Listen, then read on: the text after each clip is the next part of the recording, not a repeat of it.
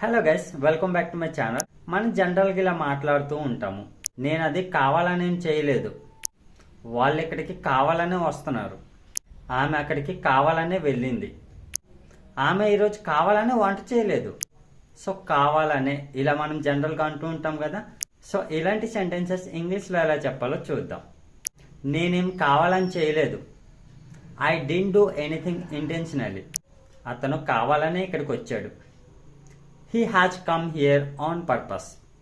He has come here on purpose. Intentionally అన్నా ఒకటే, on purpose అన్నా కూడా ఒకటే. ఆమె కావాలనే నన్ను మోసం చేసింది. She cheated me knowingly. She cheated me knowingly అంటే ఆమె కావాలనే నన్ను మోసం చేసింది అని.